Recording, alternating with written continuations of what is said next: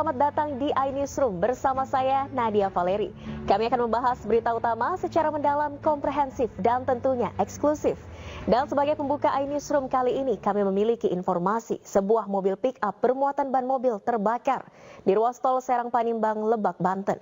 Kebakaran diduga akibat percikan api yang membakar plastik di bagian belakang mobil.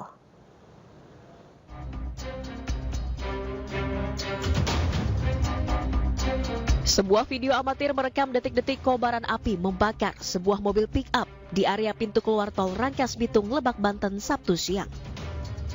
Video amatir diduga direkam oleh pengendara sendiri yang kebingungan melihat kendaraannya terbakar. Pengemudi pun segera menghubungi pihak damkar, namun kencangnya angin membuat api merambat dengan cepat. Diduga kebakaran akibat percikan api yang membakar plastik di bagian belakang mobil. Dampak dari kebakaran ini puluhan kendaraan tidak berani melintas dan memilih menunggu api padam. Petugas pemadam kebakaran yang tiba di lokasi langsung memadamkan api dan melokalisir api agar tidak merambat ke area sekitar. Dugaan api berasal dari muatan plastik, muatan yang mudah terbakar dan langsung menyala dan alhamdulillah bisa dipadamkan. Tidak ada korban jiwa maupun luka dalam peristiwa tersebut, namun kerugian dari hangusnya mobil pick-up ditaksir mencapai ratusan juta rupiah. Dari Lebak, Banten, Iskandar Nasution, iNews melaporkan. Pemirsa, Gunung Merapi di perbatasan Yogyakarta Sabtu malam kembali erupsi dengan menyemburkan guguran awan panas dengan jarak luncur 1.200 meter dari puncak. Warga Leleng Merapi pun diimbau terus meningkatkan kewaspadaan terhadap potensi erupsi susulan.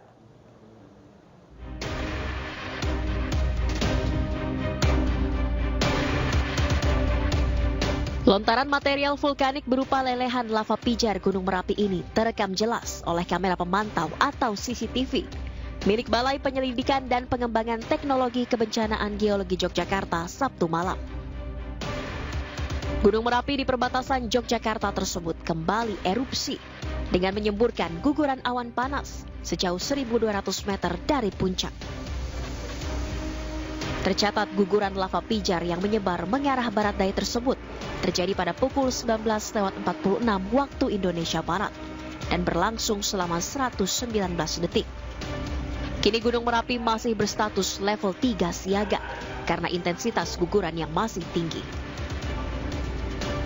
Warga lereng Merapi pun terus diimbau meningkatkan kewaspadaan dan tidak melakukan aktivitas apapun dalam radius 7 km dari puncak. Dari Yogyakarta, Guranto Farhan, iNews melaporkan. Kita ke informasi lainnya, pemirsa, merugi jutaan rupiah karena distribusi hasil panen terhambat pasca ambruknya jembatan desa Kedung Peluk. Puluhan nelayan dan petani menggelar aksi unjuk rasa. Warga menuntut pemerintah segera memperbaiki jembatan tersebut.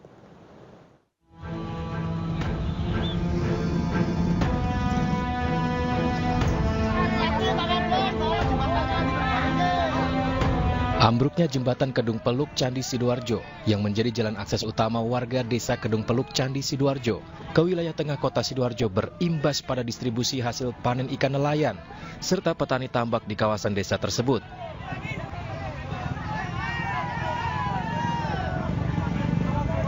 Karena merugi hingga jutaan rupiah, puluhan nelayan dan petani tambak di desa Kedung Peluk Candi Sidoarjo ini melakukan aksi demo di sekitar lokasi ambruknya jembatan.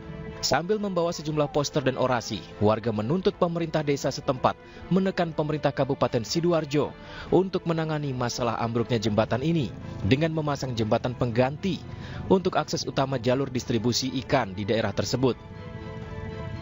Harapan warga di sini agar supaya dipercepat untuk pembangunan jembatan, setidaknya diberikan jembatan sementara Beli. Warga kan untuk agar dipercepat gitu loh, biar akses ekonomi lancar.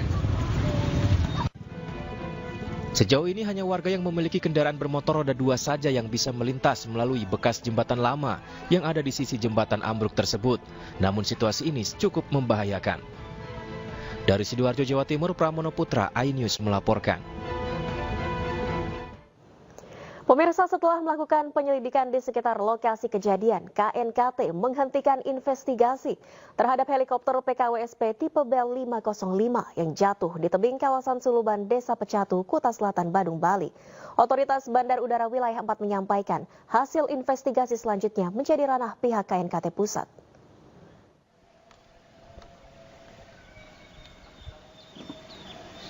Komite Nasional Keselamatan Transportasi atau KNKT bersama dengan Otoritas Bandar Udara Wilayah 4 melakukan investigasi terkait insiden jatuhnya helikopter PKWSP tipe Bell 505 di tebing kawasan Suluban, Desa Pecatu, Kuta Selatan, Badung, Bali.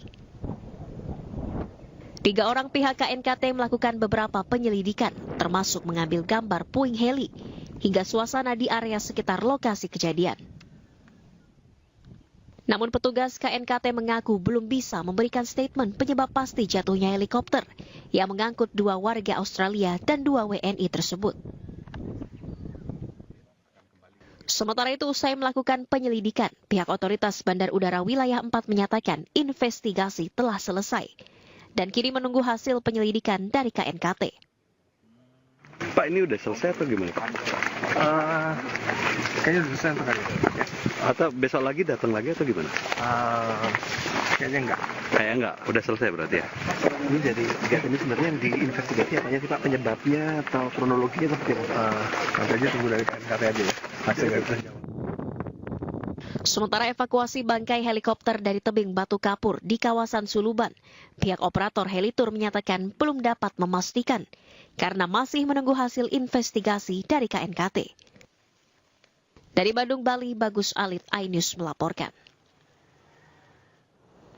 Pemirsa, viral petugas pemadam kebakaran Kota Depok mengeluhkan banyaknya peralatan dan mobil pemadam kebakaran yang rusak. Kondisi tersebut dinilai sangat mengganggu dalam melayani masyarakat. Masyarakat Kota Depok, saya mohon maaf sekali setiap ada telepon di UPT kami dan di UPT lainnya mengenai pohon tumbang. Bukan kami tidak mau mengerjakan, tapi sensor kami rusak. Ya, kami sudah bikin nota dinas berbulan-bulan yang lalu, tapi belum dibenahi. Mohon maaf. Petugas pemadam kebakaran Kota Depok yang bernama Sandi ini menunjukkan sejumlah peralatan yang ada di kantor pemadam kebakaran rusak. Selain gergaji mesin, petugas Dinas Pemadam Kebakaran UPT Cimanggis Kota Depok ini pun menunjukkan rem tangan mobil pemadam tidak berfungsi. Untuk warga Kota Depok, apabila pemadam lagi ada di jalan, ya, tolong jangan di belakang dan jangan di depan. Karena rem tangannya double, ini rem tangannya double. Berarti rem tangannya tidak berfungsi, Bapak? Iya, tidak berfungsi. Tanyakan saja operator di UPT lainnya, ya. Ini sebagian. Dalam video disebutkan oleh Sandi, kondisi tersebut sudah dilaporkan kepada atasannya, namun belum mendapatkan respon. Kondisi ini juga dinilai dapat mengganggu dalam memberikan pelayanan kepada masyarakat. Sementara Kepala Dinas Pemadam Kebakaran Kota Depok Adnan Mahyudin membenarkan adanya sejumlah peralatan dan sarana prasarana pada Dinas Pemadam Kebakaran yang rusak. Kalau untuk pemadam kebakarannya kami semua siap ya, Pak Teo ya. Kabit Sapras silakan nanti mungkin dibantu Kabit Sapras.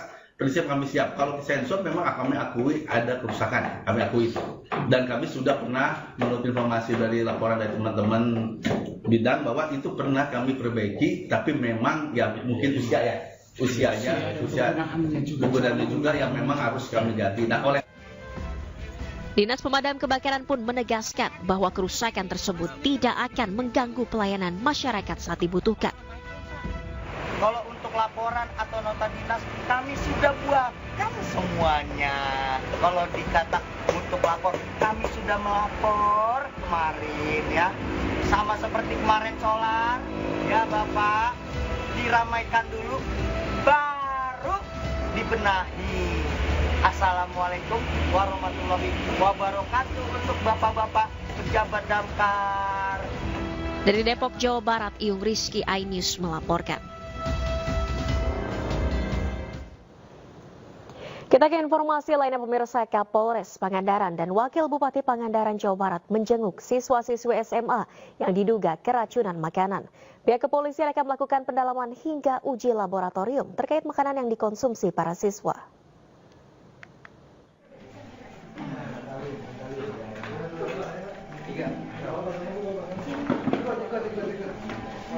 Kapolres Pangandaran AKBP Mujianto bersama Wakil Bupati Pangandaran Ujang Endin Indrawan jenguk siswa-siswi SMA Negeri 1 Mangunjaya yang diduga keracunan makanan. Sementara itu, setelah mendapatkan perawatan dalam waktu 24 jam, 75% kondisi pasien sudah membaik. Yang dirawat di ruangan kelas SMA Negeri 1 Mangunjaya bisa pulang 12 orang dinyatakan sehat. Untuk kondisi keseluruhan sudah berangsur membaik, kecuali satu siswa karena kondisi suhunya turun naik dikhawatirkan bakteri semakin menguat di pencernaan sehingga diputuskan untuk dirujuk ke RSUD Pandega. Kotak, terus ya dimakan karena emang nggak ada ciri-ciri mengganjal gitu nih Pak. Terus teh ya dimakan wehnya, pas pulang malamnya itu kerasa jam 1. Itu makan itu jam berapa? Jam 10-an. Kami jajaran Polres Pangandaran prihatin atas kejadian ini. Ya kita doakan bersama semoga tidak ada masalah berkelanjutan dan korban yang mengalami keracunan semoga cepat diberikan kesembuhan. Sementara itu, Wakil Bupati juga berharap para korban bisa kembali pulih agar bisa beraktivitas kembali bersekolah. Prihatin ya terus berbela-sungkawa, mendoakan mudah-mudahan semua yang sakit dan korban segera sembuh, bisa beraktivitas kembali, bisa sekolah. Sebelumnya, puluhan siswa-siswi baru SMA Negeri 1 Mangunjaya, Kabupaten Pangandaran, Jawa Barat mengalami keracunan massal. Peristiwa tersebut menimpa para siswa yang tengah mengikuti kegiatan pramuka selama 2 hari di sekolah. Tim Liputan iNews melaporkan. Pemirsa, Aliansi Rakyat Indonesia Bela Palestina melaksanakan aksi di Patung Kuda Monas, Jakarta. Aksi ini untuk menolak keikutsertaan Israel pada Olimpiade Paris 2024.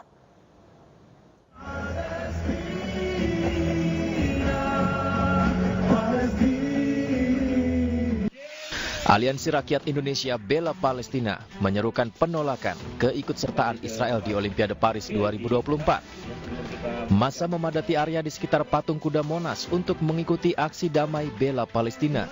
Kegiatan ini juga dihadiri oleh para organisasi masyarakat serta tokoh-tokoh dari agama lain. Wakil Ketua MPR RI Hidayat Nur Wahid meminta Komite Olimpiade Internasional melarang Israel turun di Olimpiade Paris, seperti saat Afrika Selatan dilarang ikut Olimpiade akibat kebijakan politik apartheid mereka, dan Rusia yang juga sempat dilarang karena invasi ke Ukraina. Pentingnya menghadirkan sportivitas. Olimpiade adalah ajang sportivitas itu. Komite Olimpiade Internasional sudah pernah melarang Afrika Selatan mengikuti Olimpiade karena melakukan politik apartheid. Israel jelas melakukan politik apartheid sebagaimana diputuskan juga oleh Mahkamah Internasional. Karenanya sudah sangat seharusnya bila Komite Olimpiade Internasional melakukan tindakan yang adil dan sportif, dulu melarang Afrika Selatan, sekarang juga mestinya melarang keikutsertaan daripada Israel. Dan Olimpiade Internasional juga sudah pernah melarang dan masih melarang Rusia ikut di dalam Olimpiade hanya karena Rusia melakukan invasi terhadap Ukraina. Pemerintah Indonesia diharapkan terus konsisten memperjuangkan kemerdekaan Palestina dan menyerukan negara lain mengikuti putusan Mahkamah Internasional yang menyatakan Israel bersalah dalam pendudukan di Palestina. Dari Jakarta, Hamzah Hasibuan, Ilham Zarkasih, iNews melaporkan.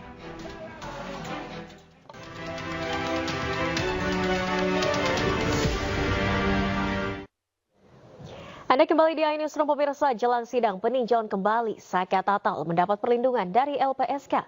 Saka makin mantap dan yakin menghadapi sidang karena dukungan bukti-bukti yang dimiliki tim kuasa hukum diyakini akan membawa Saka bebas.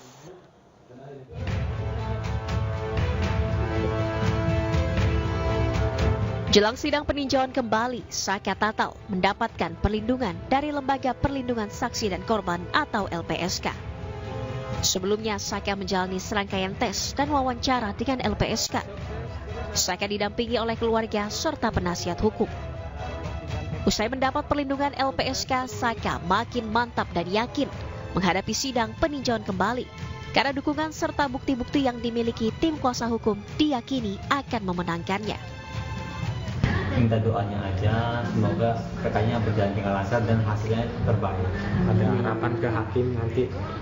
Kalau harapan Saka mah enggak, jangan seperti dulu hakim yang waktu di tahun 2016. Itu waktu Saka yang di tahun 2016 itu udah bener-bener kayak udah sidang dewasa.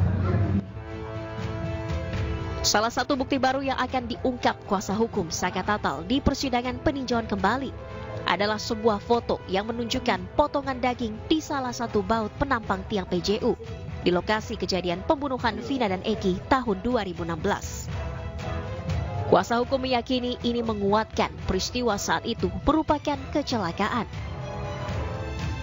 Masalah adanya daging di baut sudah disampaikan oleh polisi yang melakukan olah TKP pada saat itu, menemukan daging di baut yang menjadi penampang tiang PJU. Tetapi sepertinya keterangan itu tidak diperhatikan oleh majelis hakim. Kenapa ada daging yang menempel? Asumsinya waktu itu memang awalnya kan terjadinya karena kecelakaan. Jadi adanya daging di baut itu semakin meyakinkan memang peristiwanya peristiwa kecelakaan. Foto tersebut merupakan satu di antara 4 bukti baru bersama keterangan sejumlah saksi yang akan disampaikan kuasa hukum di persidangan peninjauan kembali 24 Juli 2024 mendatang. Tim Liputan iNews melaporkan. Dan pemirsa, selain menyiapkan bukti baru, kuasa hukum Saka Tatal juga mendatangkan sejumlah saksi ahli dari Jakarta ke sidang PK yang akan digelar pada 24 Juli mendatang. Kesaksian para ahli dinilai dapat memberikan informasi baru untuk mengungkap kasus yang menimpa Vina dan Eki. Saksi ahli yang akan didatangkan kuasa hukum Saka Tatal dalam sidang PK diantaranya adalah mantan Kabareskrim Polri Susno Duaji, ahli digital forensik Reza Indragiri, serta ahli-ahli pidana lainnya. Keterangan para saksi ahli dinilai sangat penting dalam sidang PK untuk dijadikan pertimbangan bagi hakim dalam memutus perkara. Terlebih, para saksi ahli tersebut memberikan keterangan yang objektif dalam mengungkap kasus Vina Eki.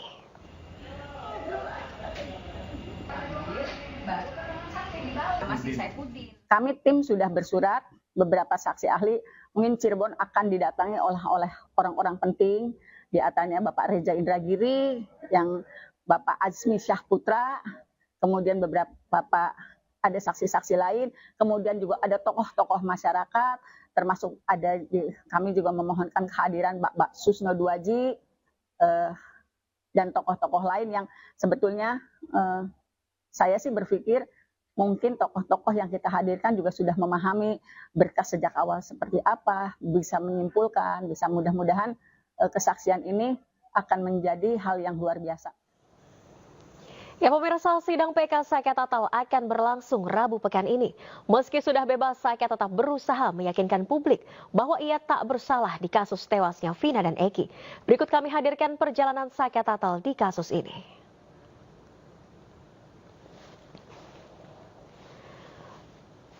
Perjalanan keterlibatan Saka Tatal di kasus Vina dan Eki tanggal 10 Oktober 2016.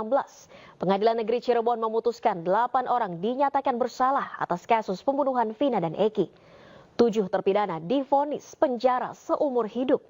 Sementara 1 terpidana atas nama Saka Tatal divonis 8 tahun penjara. Tahun 2019, pemirsa, Pengadilan Negeri Cirebon menolak kasasi dan grasi yang diajukan terpidana. Sementara itu, Saka Tatal mendapatkan remisi, di mana vonis 8 tahun menjadi 3 tahun 8 bulan. Saka Tatal bebas pada bulan April 2020. Tahun 2024, penelusuran kasus Vina dan Eki terus berkembang. 1 orang diduga DPO yang ditangkap, yakni Peggy Setiawan. Namun pada 8 Juli 2024, Peggy dinyatakan menang dalam pra-peradilan. Sementara itu di hari yang sama kuasa hukum Saka Tatal mengajukan peninjauan kembali atau PK di Pengadilan Negeri Cirebon. Sidang peninjauan kembali Saka Tatal dilaksanakan di PN Cirebon pada 24 Juli 2024.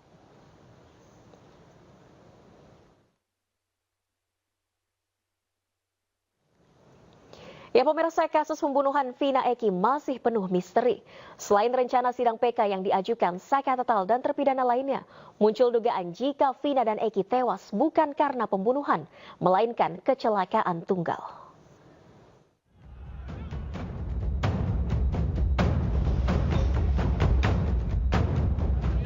Misteri kasus pembunuhan Vina Eki belum juga terpecahkan. Kebebasan Peggy Setiawan di sidang pra-peradilan beberapa waktu lalu masih belum cukup membuka tabir misteri kasus ini. Salah satu mantan terpidana kasus Vina, Saka Tatal, bersiap untuk menjalani sidang peninjauan kembali yang akan digelar pada 24 Juli mendatang. Selain menyiapkan bukti dan saksi, Saka Tatal juga telah menjalani tes psikologi bersama LPSK. Begitu pula dengan 7 terpidana lainnya. Ketujuh terpidana kasus Vina Eki ini melaporkan Ibtu Rudiana, ayah Eki, ke Bareskrim Polri karena diduga menganiaya terpidana pada tahun 2016. Sementara itu, beragam spekulasi penyebab kematian Vina Eki muncul ke permukaan. Salah satunya yaitu beredar kabar jika Vina dan Eki tewas bukan karena pembunuhan, melainkan kecelakaan murni. Kabar ini diperkuat dengan sejumlah bukti yang tertinggal di lokasi tewasnya Vina Eki, di antaranya baut dan daging di jembatan Talun, serta kondisi lecetnya motor Eki yang diduga terjadi karena kecelakaan. Tim Liputan iNews melaporkan. Ya pemirsa, benarkah Vina dan Eki tewas karena kecelakaan bukan pembunuhan? Untuk mengulasnya sudah bergabung melalui sambungan Zoom Kabar Eskrim Polri periode 2008-2009 Susno Duaji dan kuasa hukum keluarga Vina, Raden Reza. Selamat malam Pak Susno, Bang Reza. Selamat malam Mbak Putri, Bang Susno, Mas Reza, selamat malam. Baik, selamat malam. Saya ke Pak Susno terlebih dahulu. Pak Susno, ini dari pengalaman Anda puluhan tahun di reserse, kasus Vina, pembunuhan atau kecelakaan? Ya kalau saya katakan 100% kecelakaan ya. Kecelakaan. Sampai hari ini tidak ada seorang pun yang mampu membuktikan itu sebagai tindak pidana. Tapi kalau kecelakaan, ya sudah jelas terbukti. Sepeda motornya, dagingnya, kemudian posisi korban, darah menumpuk di situ gitu.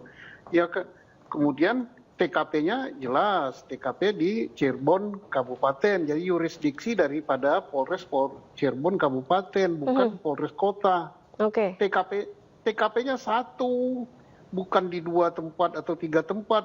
Nah, kalau pembunuhan ya aneh, mana ada pembunuh menyisakan nyawa dari yang dibunuh, kan si Vina masih hidup kan? Iya. Masa nggak dihabisi? Kemudian ngapain bunuh orang di 3 tempat? Dibunuh di belakang showroom, diperkosa di SMP 11, dibawa lagi ke mana? Jembatan. Edan apa? Jadi kalau laka lantas ya jelas sudah terbukti. Polres Cirebon Kabupaten sudah prosesnya sudah tepat. Nah tapi kalau ini mau dijadikan pembunuhan, ayo siapa yang bisa membuktikan ini pembunuhan? Sampai kiamat nggak akan terbukti, bukan pembunuhan kok. Jadi kan ayo buktikanlah. Nah hakim mengadili sesuatu perkara yang dia tidak tahu ini pembunuhan apa kecelakaan. Nah ini karena kebodohan hakim, hakimnya yang bodoh.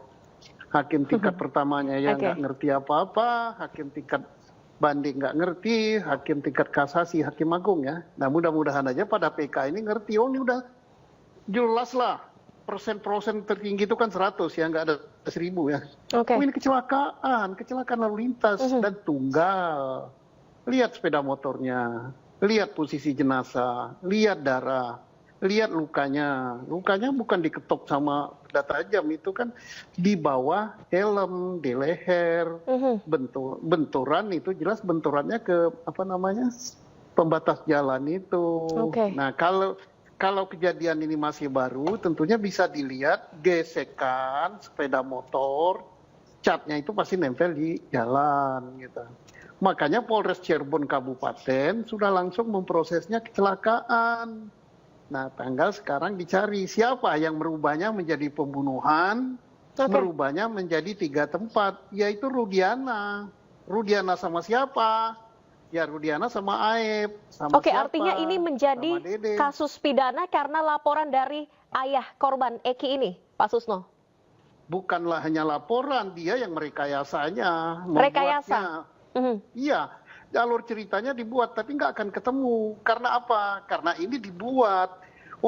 Tersangka nggak ada, yang mau pelaku nggak ada, ya adanya pelaku bohong-bohongan. Satu kebohongan ditutupi dengan kebohongan berikut, tutupi kebohongan berikut, yang timbul adalah kebohongan. Akhirnya se-Indonesia ditipu sama si pembuat skenario ini. Nah, ya itulah, tanya aja sama Dede yang sudah diajak buat skenario siapa? Dede, terus siapa namanya? Si Aib, terus siapa namanya? Riana yang bukan itu. Nah, termasuk Pak Ketua RT, terus anaknya. Ya jelas kalau ini, saya ini udah 36 tahun jadi reserse. Ya jelas, sekali lihat aja ini bukan pembunuhan, nggak usah tinggi-tinggi lah pangkatnya untuk menyidik ini. Reserse tingkat Polres bisa kok. Baik. Bahwa ini bukan kecelakaan. Dan ini kalau lalu lintas tingkat Polres Cirebon udah mampu, udah bagus ya prosesnya kecelakaan ini. Baik. Pak Susno, kita tahan dulu. Saya harus tanyakan tanggapan dari kuasa hukum keluarga Vina. Bang Reza, silakan ditanggapi. Ada rekayasa dari Ibtu Rudiana kalau indikasi dari Pak Susno. Ya, tanggapan kami selaku kuasa hukum keluarga almarhum Vina, memang kita masih berpegang kepada hasil putusan dari pengadilan, karena jadi kita masih beranggapan ini adalah pembunuhan berencana. Sebelum nanti adanya putusan baru, kita masih tetap berpegang teguh ke pembunuhan berencana gitu kalau dari pihak keluarga sih. Kenapa bisa bilang seperti itu?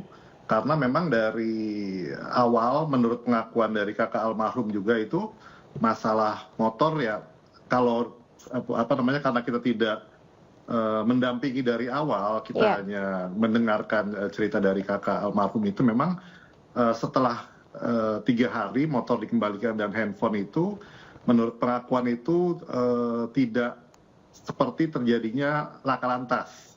Dalam artian untuk yang laka lantas yang sebegitu hebat itu harusnya motornya hancur atau handphonenya juga rusak gitu kan. Tapi memang di situ juga pada saat memandikan jenazah almarhum, menurut beberapa pengakuan dari saudaranya yang memandikan pada saat itu, neneknya dan lupa saya siapa namanya, itu juga memang tidak ditemukan seperti bekas kecelakaan, dalam arti ada daging cowel atau tercabik, tapi memang lebih ke bagian kepala belakang leher itu seperti tidak ada tulangnya, terus juga di kemaluan itu katanya bengkak.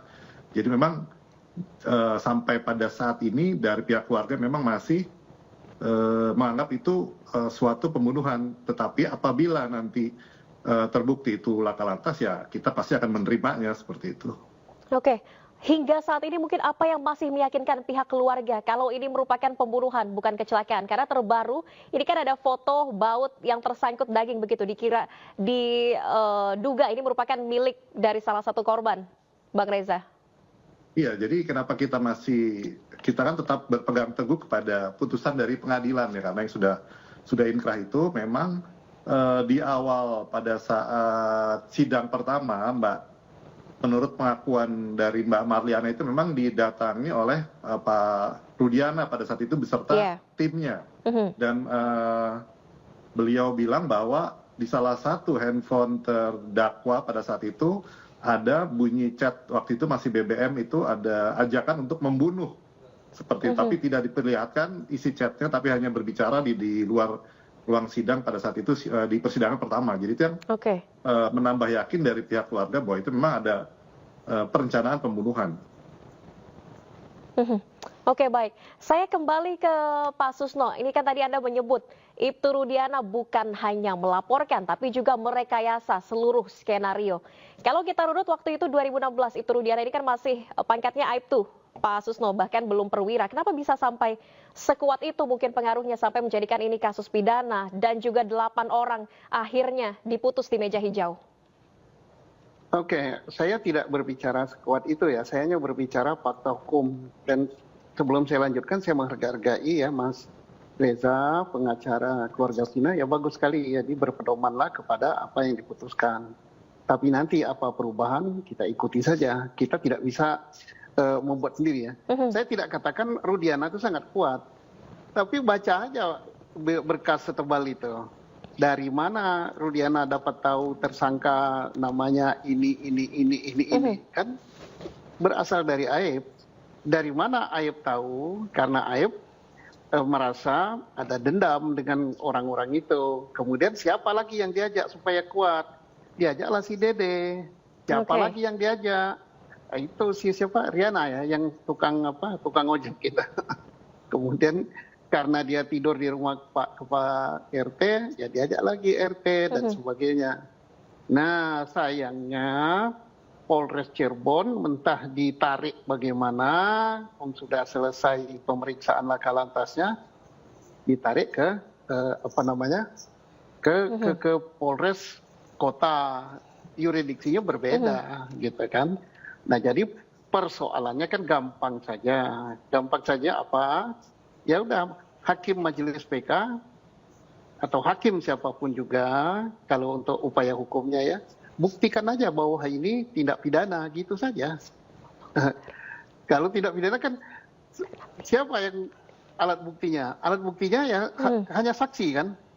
Hanya saksinya saksi Dede sudah mengatakan bahwa dia bohong gitu. Kemudian saksi Liga Akbar sudah ngaku bohong. Kemudian nantinya kalau Dede bohong, Aib ketangkap, bohong juga berarti Rudiana berbohong juga kan. Dia yang nyetelnya. Nah, kalau semua saksi yang berbohong, terus alat bukti apa lagi yang mengatakan ini pembunuhan? Kan? Alat bukti apa lagi? Oh, Pisem hanya menyebutkan bahwa dia meninggal tidak wajar karena berbenturan dengan benda tumpul. Ya, karena tidak sulit ini karena ini Rudiana ingin menjadikan ini sebagai pembunuhan yang tidak akan ketemu tersangkanya sampai kiamat gitu. Jadi silakan buktikan bahwa ini tidak pidana gitu. Nah, tapi apapun juga ini Mas Reza tadi sudah benar. Ini sudah diputus, mempunyai kekuatan hukum tetap. Bagaimana untuk membatalkan itu? Untuk membatalkan itu ya PK. Nah, PK-nya apa? PK itu ada 3. 1 karena nupum, 2 putusan yang bertentangan, 3 hakimnya lalai gitu. Nah, sekarang apakah nupum? Nupum saya kira udah banyak ya dihimpun oleh para penasihat hukum. Oke, kena. Terus keputusan yang bertentangan, ini saya belum tahu bertentangan dengan yang mana ya, mungkin tidak ya. Tapi lalai, banyak sekali kelalaiannya. Apa lalainya? Misalnya tidak mempertimbangkan daging, tidak mempertimbangkan lecetnya sepeda motor, tidak mempertimbangkan TKP. Oh, itu dalam pidana itu locus delicti, tempus delicti itu sangat penting. Ini locus delictinya ya bukan di Cirebon Kota, tapi di Cirebon Kabupaten. Baik, Pak Susno, Bang Reza, kita tahan dulu. Nanti kita akan kembali lanjutkan dialognya, namun usai jeda berikut. Dan pemirsa jangan kemana-mana, iNewsroom segera kembali. Anda kembali di iNewsroom pemirsa dan masih bergabung bersama kami Kabar Reskrim Polri periode 2008-2009 Susno Duaji dan kuasa hukum keluarga Vina Raden Reza. Saya kembali ke Bang Reza. Tadi kalau Pak Susno menyebut silakan saja dibuktikan kalau ini memang peristiwa pidana. Dari tim kuasa hukum sendiri dan juga pihak keluarga Vina, apakah masih akan mengupayakan pembuktian ini merupakan kasus pidana atau legowo saja menerima apapun hasil penyidikan itu, Bang Reza? Jadi memang dari awal keluarga almarhum Vina itu menerima apapun keputusan yang nanti akan dikeluarkan oleh pihak pengadilan dan pihak kepolisian, karena biar gimana pun kita di saat awal pun menerima dan juga menyerahkan sepenuhnya ke Pak Rudiana pada saat awal. Jadi sekarang juga apapun nanti hasilnya, kalau misalkan ini memang ada pembunuhan, siapa pelaku sebenarnya, tapi kalau memang ini kecelakaan, ya kita pasti akan sangat menerima sekali. Oke. Kalau dari tim kuasa hukum dan juga pihak keluarga sendiri, apakah selama 8 tahun ini dan juga belakangan ini dengan terkuaknya bukti-bukti baru, sudah ada upaya menghubungi Ibtu Rudiana?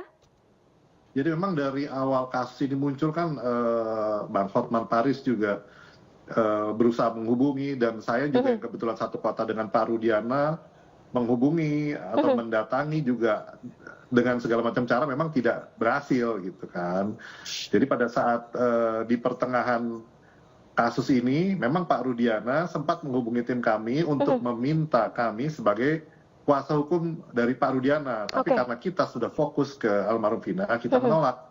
Dan setelah itu kita tidak pernah ada komunikasi lagi dengan Pak Rudiana. Akankah mencoba untuk berkomunikasi, karena Ibtu Rudiana ini kan saat ini juga sangat dicari-cari begitu keterangannya, dinantikan oleh publik dan juga mungkin dari pihak kepolisian akan membutuhkan keterangan tambahan. Apakah mengupayakan komunikasi ini, Bang Reza? Iya, kita juga sangat sampai sekarang tetap berupaya untuk berkomunikasi, karena dari beberapa unggahan di media sosial kan ada keterangan bahwa yang namanya Dede kalau tidak salah itu kan membantah semua kesaksian sebelumnya, dan atas arahan saudara Aep dan Pak Rudiana, ya itu kan kalau tidak benar itu kan berarti kan berita bohong itu luar biasa, itu kan harusnya dilaporkan. Makanya kita berharap untuk Pak Rudiana itu ayo muncul gitu kan, benar atau tidaknya. Kalau tidak benar ya silahkan dilaporkan, kalau benar ya nanti seperti apa sanggahannya, kan seperti itu. Semua itu kan ada mekanisme hukumnya sendiri gitu. Oke, baik. Saya ke Pak Susno. Pak Susno, ini kan Ibtu Rudiana seakan-akan ditelan bumi begitu, tidak pernah muncul. Apakah ada pihak yang melindungi begitu dari institusi sendiri, atau kenapa tidak muncul lagi ke publik? Kan dia masih punya jabatan juga dan masih berstatus polisi aktif. Saya tidak percaya bahwa Ibtu Rudiana tidak bisa ditemukan ya, karena dia masih polisi aktif, masih harus tiap hari kantoran. Tiga hari nggak masuk kantor, dia sudah melanggar disiplin, sudah harus diproses. Nah, kalau dia tidak ngantor lebih dari 2 hari, berarti dia izin gitu. Nah, izinnya izin siapa? Atau memang dia ngantor tapi tidak ditampakkan ke umum. Jadi artinya tidak terlalu sulit cari Ibtu Rudiana, tinggal kita minta atasan langsungnya. Nah, atasan langsungnya siapa? Ya Kapolres Kota Cirebon. Kalau Kapolres Kota Cirebon ngadapkannya, dia harus ngadap. Kalau dia tidak ngadap, ya bisa pelanggaran disiplin, pelanggaran kode etik, ya bisa dipecat. Artinya, Rudiana itu pasti ada. Kalau tidak, nah tinggal nanti saat yang tepat kita tunggu kapan Kapolres Cirebonnya menampilkan dia ke publik. Iya, ini kan sudah ada tuntutan dari publik, Pak Susno, untuk menghadirkan Ibtu Rudiana, tapi sampai saat ini tidak ada. Apakah ada upaya justru atasan yang melindungi? Saya tidak bisa berkesimpulan itu ya. Bisa dikatakan melindungi, bisa dikatakan tidak, tapi mari kita tunggu. Tapi yang jelas makin tidak ditampakkan ke publik, makin tidak diperiksa pelanggaran Ibtu Rudiana, yang rugi ya polisi, Polri. Kalau Polri rugi, saya yang pensiunan ini ikut rugi juga. Karena apa?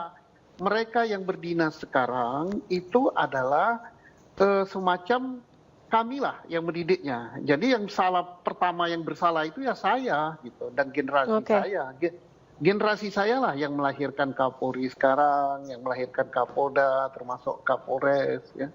Jangan dikira saya udah pensiun ini tidak milik Polri. Polri itu milik rakyat seluruh Indonesia yang gaji rakyat. Jadi jangan ada kata-kata bahwa itu misalnya nggak ditampilkan, nggak diapa-apa. Ya tampilkan, dan hak masyarakat untuk mendapatkan penerangan gitu. Nah, apalagi kita dengar tadi dari Mas Raden Reza ya, dia kan sama-sama korban menghilang. Dan ada satu lagi yang sangat-sangat penting tadi ya, dikatakan bahwa ada chart di HP-nya si Vina tentang ancaman pembunuhan, katanya Rudiana. Nah ini harus dikejar oleh polisi, oleh penyidik. Benar nggak? Jangan-jangan dia berbohong lagi. Kalau benar itu harus dilacak berasal dari HP nomor berapa, kapan, siapa. Karena kalau ada chat di HP itu paling gampang, itu jejak elektronik. Judi online aja bisa dilacak, apalagi hanya gitu kok. Oke, Bang Reza, ancaman pembunuhan ini masih disimpan bukti digitalnya hingga saat ini oleh tim kuasa hukum? Jadi saya luruskan kembali, jadi bukan Vina yang diancam pembunuhan, tetapi pada saat sidang yang pertama, Pak Rudiana beserta tim menemui Mbak Marliana di luar ruang sidang, berbicara kepada Mbak Marliana bahwa di handphone salah satu terdakwa ada rencana pembunuhan terhadap Vina dan Eki.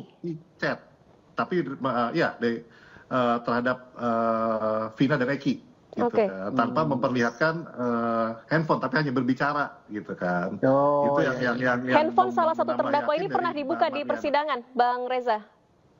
Tidak dibuka.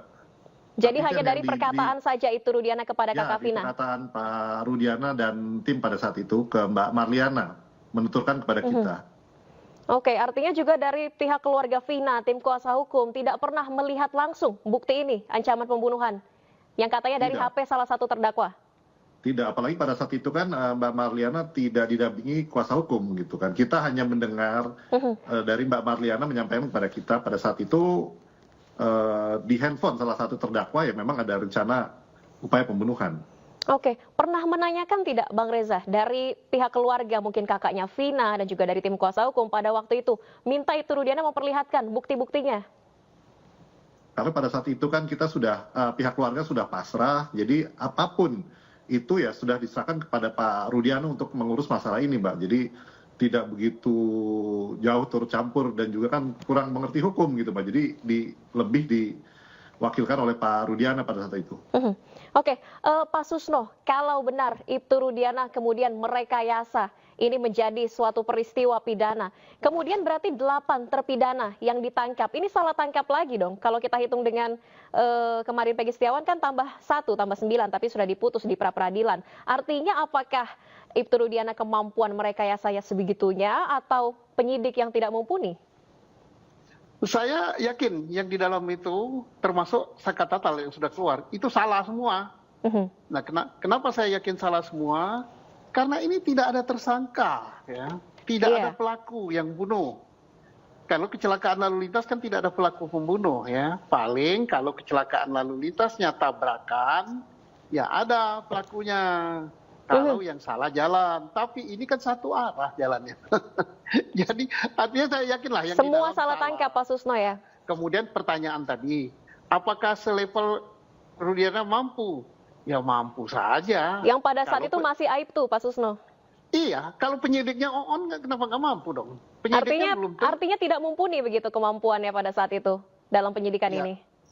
Yang menyatakan tidak mumpuni bukan saya ya. Kalau saya nanti bisa dikatakan saya menjelekkan institusi saya. Yang menyatakan pengadilan. Kemarin kan pra-peradilan udah jelas.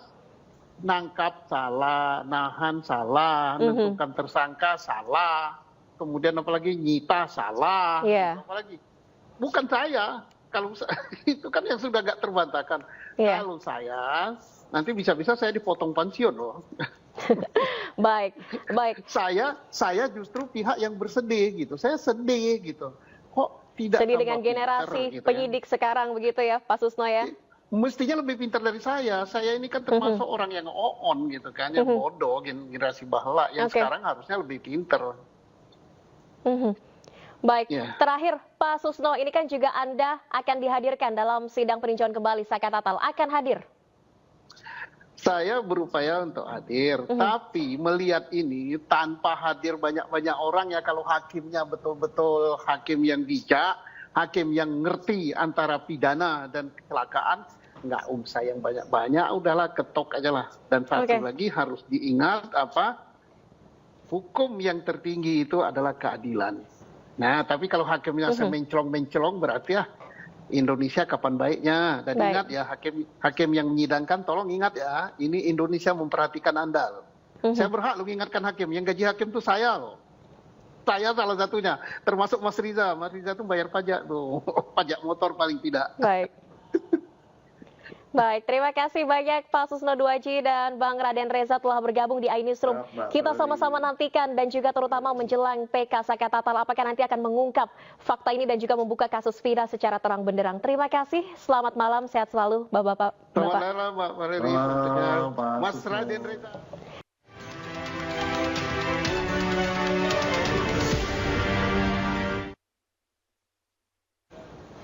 Anda kembali di iNewsroom, pemirsa. Wakil Presiden terpilih Gibran Rakabuming Raka belusukan ke sejumlah pasar di Kota Semarang.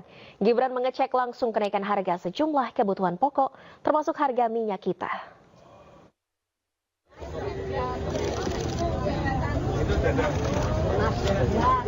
Dengan didampingi Bupati Kendal sekaligus calon wali kota Semarang Diko Ganinduto, Gibran Rakabuming Raka belusukan ke Pasar BK Simongan, Semarang. Gibran mengecek langsung sejumlah harga kebutuhan pokok dan menyapa masyarakat Semarang. Saat belusukan ke pasar, Gibran mendapati harga minyak goreng minyak kita yang terus merangkak naik dari harga eceran tertinggi. Pedagang menyebut naiknya harga minyak kita karena pasokan yang kurang. Oleh sebab itu, Gibran akan menindaklanjuti keluhan pedagang dan masyarakat. Yang di dalam sudah rapi, harusnya yang di luar, kios-kios yang di luar masuk semua. Ya, biar nggak ada kecemburuan. Terkait harga minyak tadi Mas? Oh iya, nanti kami tindak lanjuti ya, terutama yang minyak kita tadi harganya harusnya sesuai yang ada di packagingnya. Nanti kami tindak lanjuti ya. Dah, susunya minum ya. Mas, ini kan menemani Mas Diko Mas. Ini salah satu bentuk dukungan Mas. Hah? Ini kan menemani Mas Diko, salah bentuk dukungan Mas. Saya kalau ke Semarang, ke Kendal ya pasti ditemani Mas Diko. Udah kenal lama, udah kenal baik. Mereka Rizky.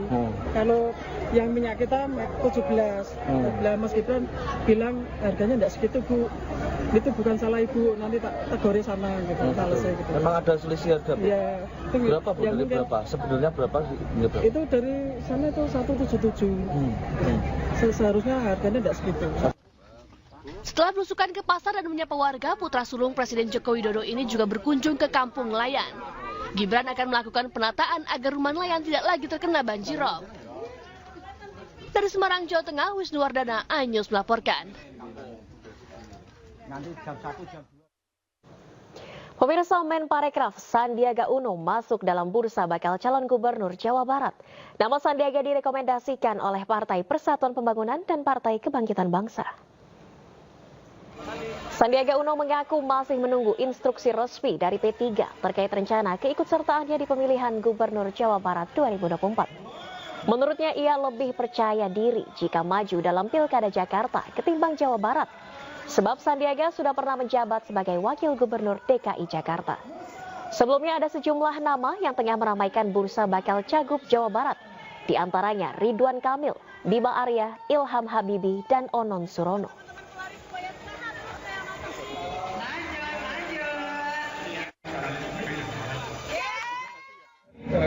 Belum kepikir ke sana karena yang pertama itu penugasan dulu, ada penugasan baru. Tapi ini tentunya semakin dekat waktunya ya. Incumbent sangat diunggulkan Emil karena menurut saya dari hasil jajak pendapat survei menunjukkan angka yang cukup dominan. Tapi tentunya partai nanti akan memutuskan. Sebagai kader saya harus betul-betul mempertimbangkan karena ini provinsi yang besar, sangat luas. Ini provinsi terbesar di Indonesia dari jumlah populasi. Jadi kita harapkan. Kita ke informasi lainnya pemirsa, 3 hari pasca kecelakaan helikopter PKWSP tipe Bell 505 di dasar tebing kawasan Suluban Desa Pecatu, Kuta Selatan, Bandung, Bali. Aparat gabungan akhirnya berhasil mengevakuasi bangkai helikopter dari dasar tebing. Proses evakuasi memakan waktu cukup lama lantaran lokasi jatuhnya helikopter yang cukup curam serta kondisi bangkai helikopter yang dalam posisi terbalik saat kecelakaan. Tidak adanya akses jalan yang memadai ditambah medan yang cukup curam di lokasi kecelakaan helikopter membuat petugas dari perusahaan penerbangan dibantu aparat gabungan terpaksa harus melakukan pembukaan jalur terlebih dulu dengan menggunakan alat berat. Evakuasi harus dilakukan dengan sangat hati-hati lantaran bangkai badan helikopter berada di antaran himpitan tebing kapur. Usai dievakuasi, bangkai badan helikopter akan dibawa ke pangkalan Bali Helitur di kawasan Kuta Selatan, Badung. Sebelumnya KNKT sudah menyelidiki penyebab kecelakaan helikopter namun belum bisa membeberkan hasil investigasi terkait dengan black box atau kotak hitam di helikopter. Otoritas Bandar Udara Wilayah 4 menegaskan jika helikopter tidak dilengkapi dengan flight data recorder atau cockpit voice recorder, sehingga tidak ada black box yang bisa membantu penyelidikan.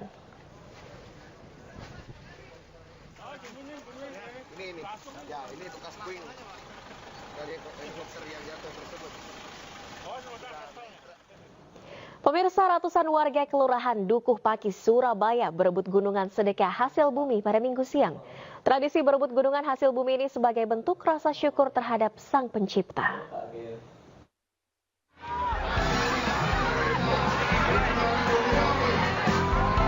Ratusan warga Kelurahan Dukuh Pakis, Surabaya beramai-ramai berebut sedekah bumi berbentuk tumpeng agung berupa gunungan yang berisi sayuran, buah-buahan, dan hasil bumi setinggi 2,5 meter. Beberapa warga harus berdesakan, terhimpit bahkan terinjak saat mengambil hasil bumi yang terjatuh di tanah. Meski demikian, warga mengaku senang mengikuti tradisi berebut sedekah bumi yang diadakan setiap tahun tersebut. Tradisi ini juga dipercaya dapat mendatangkan berkah.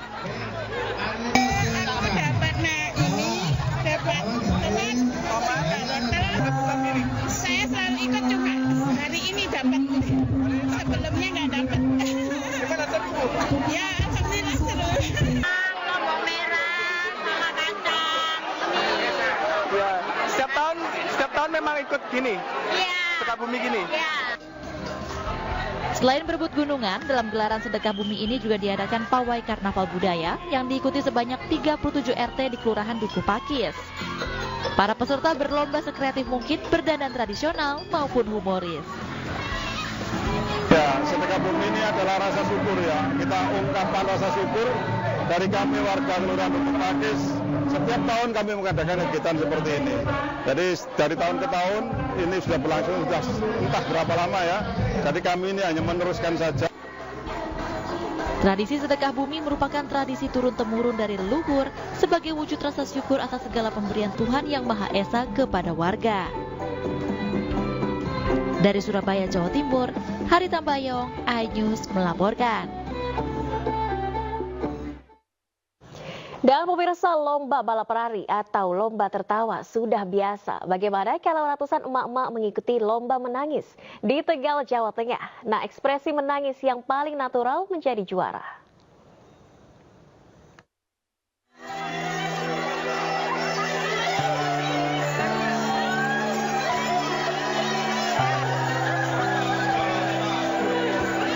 Para ibu tiba-tiba menangis serentak di Desa Purbayasa, Kecamatan Pangkah, Kabupaten Tegal, Jawa Tengah. Mereka menangis bukan karena berduka ditinggal orang tercinta atau sedang tertimpa kemalangan, melainkan para emak ini menangis untuk memperebutkan hadiah di ajang lomba menangis. Tak ayal, para emak-emak ini berusaha untuk bisa menangis sejadi-jadinya hingga wajah dibasahi linangan air mata. Untuk jadi juara, peserta harus benar-benar terlihat menangis secara natural, bahkan tidak boleh berhenti sampai waktu lomba dinyatakan selesai. Saking membludaknya peserta, sejumlah ibu pun protes karena tidak terpilih naik ke panggung.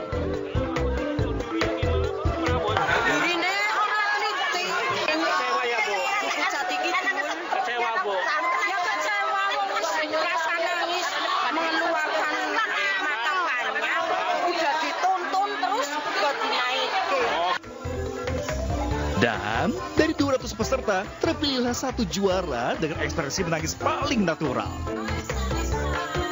Peserta mengaku ada trik tersendiri, diantaranya memikirkan kesedihan yang sedang dialami. Dia nggak mau ikut sama saya, minta sama neneknya, sama mamanya. Dan sih ikut di sana sih di neneknya, terus giliran saya punya rumah sendiri, nggak mau ikut sama saya. Itu yang dipikirkan saat ibu, sampai ibu nangis. Selain banjir air mata, lomba ini juga banjir hadiah berupa piala dan uang tunai untuk 20 peserta terbaik. Ajang ini juga sebagai hiburan bagi pengunjung wisata Purbawahana. Bagaimana? Tertarik untuk ikut serta? Dari Tegal, Jawa Tengah, Unibar, iNews melaporkan.